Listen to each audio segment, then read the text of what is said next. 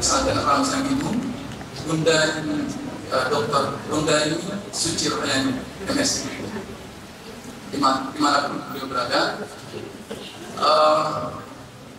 Bapak Ibu guru yang mungkin berkenan hadir, dan ada semua yang berbahagia di hari ini.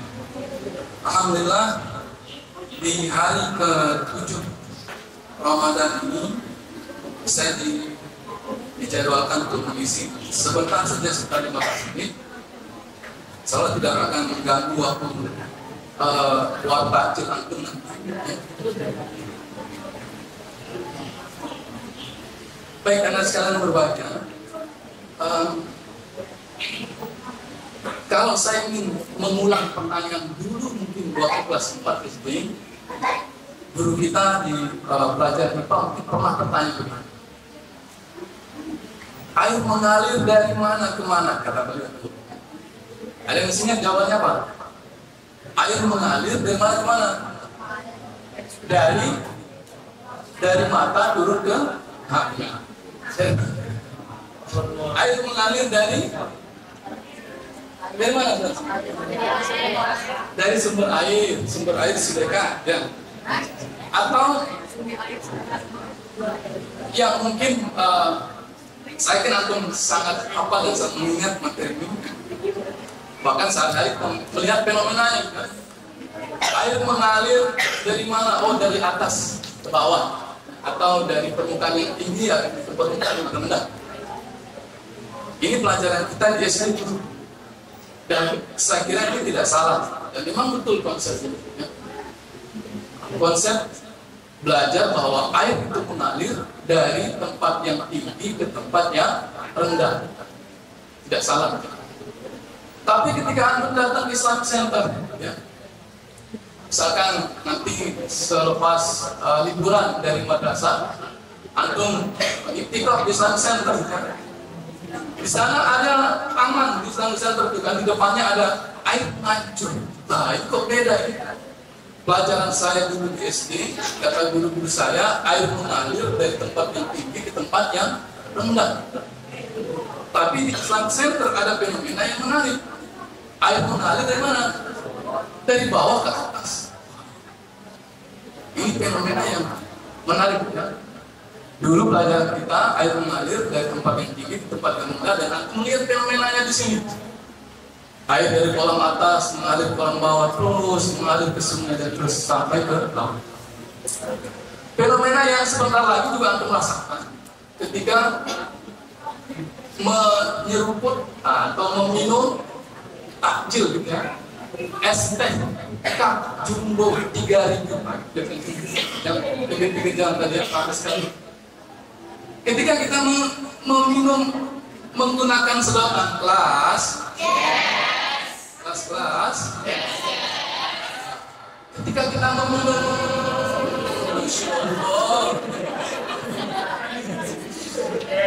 jika suara, ya, ketika kita meminum es teh gelas, ya, dengan sedotan, apa yang terjadi? Es teh gelasnya ada di bawah, antum minum dengan sedotan, dia naik dari bawah ke atas. Baik, konsepnya tidak salah di pelajaran kita di SD, tapi belum, hanya saja konsep itu belum dipelajari sempurna ketika masih SD. Yang kita pelajari di kelas-kelas kemarin, kelas bahwa air apapun yang sifatnya mengalir, begitu kata Bernon, ya. Air atau apapun yang sifatnya mengalir, itu dia mengalir dengan syarat satu saja, ada perbedaan tekanan. Di kelas 8, kelas atas itu sudah mempelajari ini dengan senada. Jadi air, udara yang ada di sekitar kita ini, satu saja syaratnya dia bisa bergerak, ada perbedaan tekanan. Jadi kalau misalkan tadi air mengalir dari atas ke bawah, oh berarti ada perbedaan tekanan. Air mengalir daripada air mancur dari bawah ke atas, berarti ada perbedaan tekanan. Air mengalir dari udara yang sekitar kita juga bergerak itu dengan prinsip Bernoulli. Dia bergerak dari tekanan tinggi ke tekanan yang rendah. Di syaratnya ada perbedaan tekanan dari tekanan tinggi ke tekanan rendah. Termasuk kipas ini. Kipas ini mengacaukan udara di sekitar. Akibatnya apa? Kecepatan udara di sekitar kipas itu menjadi lebih tinggi. Akibatnya tekanannya menjadi besar. Tekanan yang lebih besar dibanding tekanan udara di sekitarnya, maka udara bisa bergerak. Begitu kira-kira. Nah, konsep ini adalah sekalian dengan sangat jelas Allah sampaikan, Allah gambarkan di dalam Al-Quran di surah Al-An'am. Saya buka sedikit sih. A'udzubillahi minasyaitonir rajim. Bismillahirrahmanirrahim. Faman yuridillahu an yahdiyahu yashrah sadrahu lil Islam.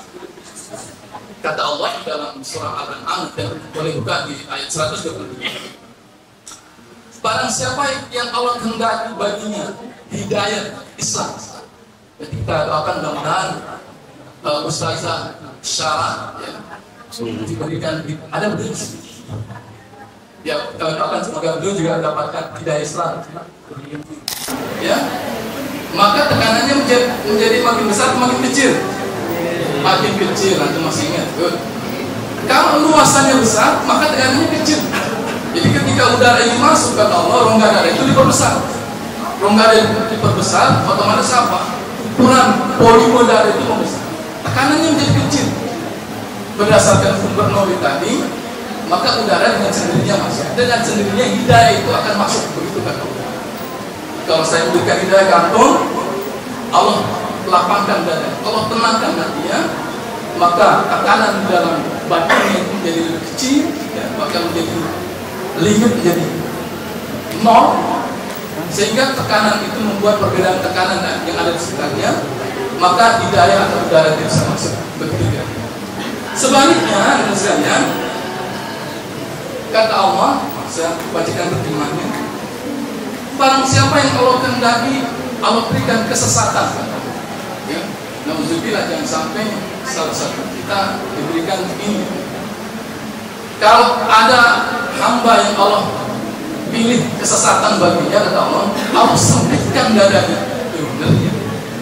Jadi kalau Allah ingin memberikan kesesatan ya, kepada seorang hamba, kata Allah, Allah sempitkan dadanya. Kalau tadi Allah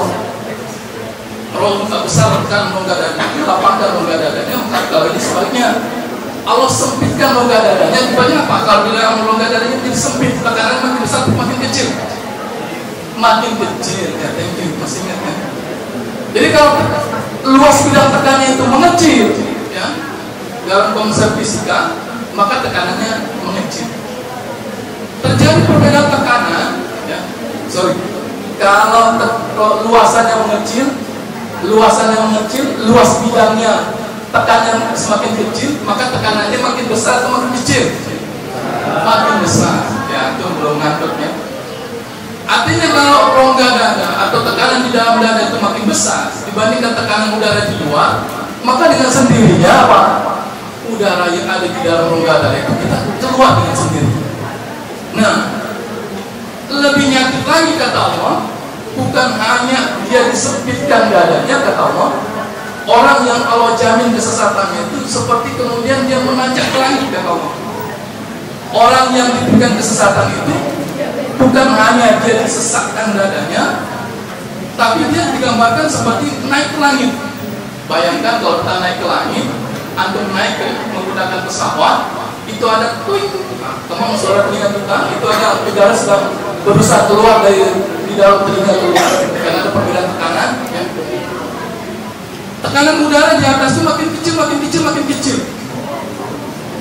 Tadi di dalamnya udah besar tekanannya, tekanan udara di atas makin kecil, makin kecil. Bayangkan ketika sampai di atas, bukan tekanan udara yang kecil saja. Udara yang dia menghirup juga tidak ada. Siksaan bagi orang yang Allah berikan kesesatan, sudah secara fisik udara itu tidak bisa masuk, hidayah itu tidak bisa masuk. Hidayah yang mau masuk itu juga tidak ada. Nauzubillah min dzalik. Jadi dengan sekalian, apa relevansinya 5 menit lagi? Apa relevansinya dengan apa yang kita alami atau kita apa yang kita lakukan di pondok pesantren atau di lembaga pendidikan. Kalau kita ingin ilmu atau hidayah itu bisa masuk dengan gampang dan mudah, yang kita lakukan apa? Luaskan pikiran, buka cakrawala berpikir. Maka dengan sendirinya perbedaan tekanan itu terjadi, ilmu itu Allah mudahkan masuk.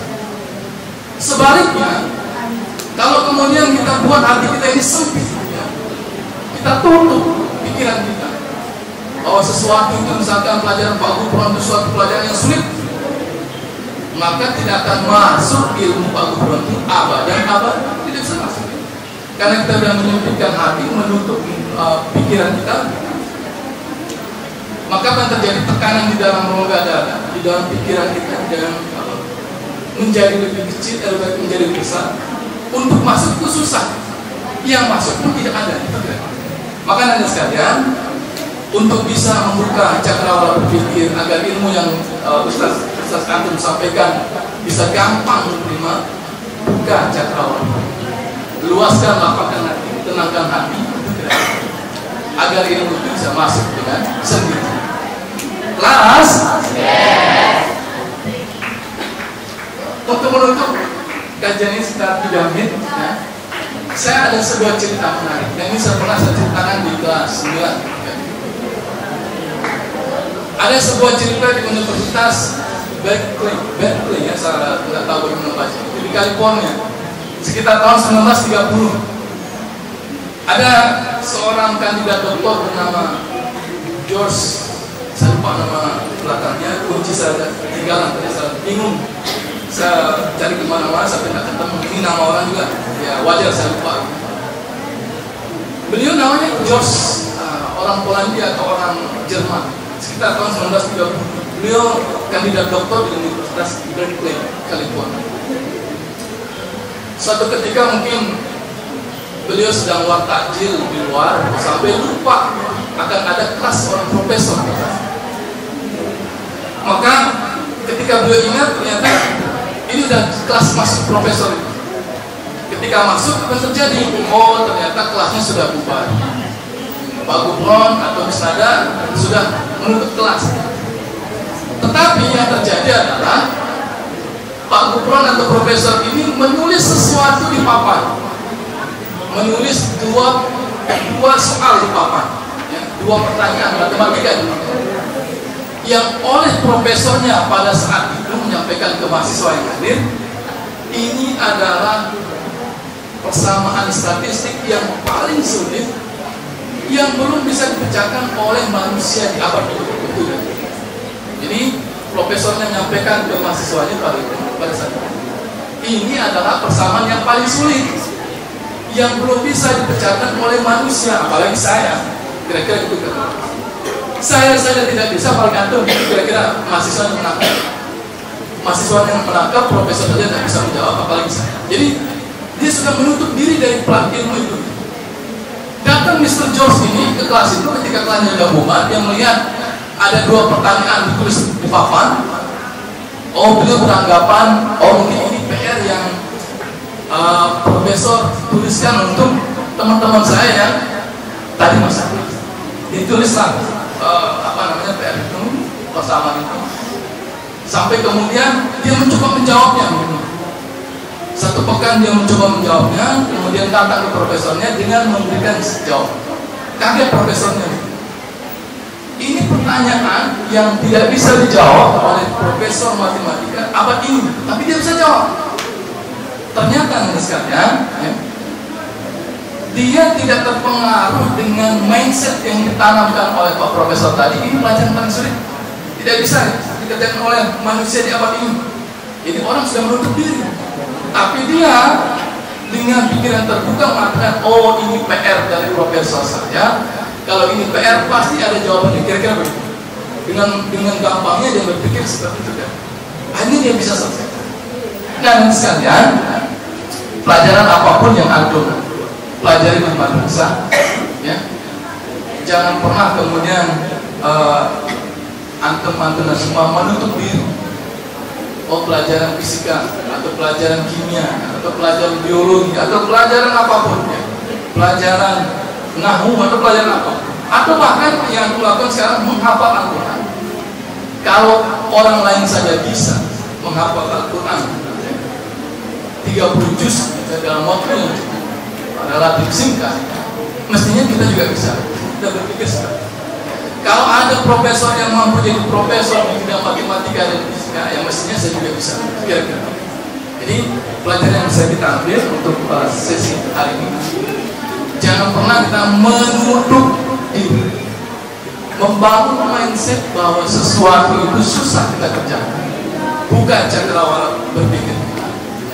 Seperti gambaran bagaimana hidayah itu masuk ke Allah. Lapangkan hati kita, tenangkan pikiran kita, maka ilmu itu Allah tambahkan, mudah masuk. Kira-kira baik, karena sekalian 18:17 ya, sudah waktunya aku mengucapkan takjil. Mudah-mudahan apa yang saya sampaikan, meskipun dalam waktu yang singkat ini, mudah-mudahan ada manfaatnya untuk kita semua, bagi saya pribadi dan teman-teman semua.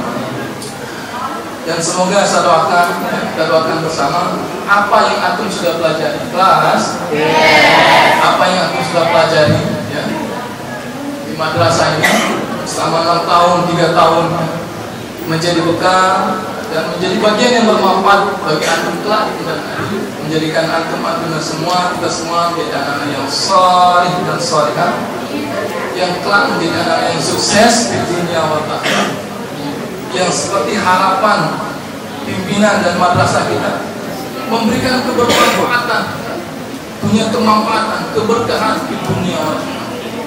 Kita akhiri dengan sama-sama membacakan surat Al-Fatihah. Al-Hadhihi niyyah wa ala kulli niyyatin shalihah. Al-Fatihah.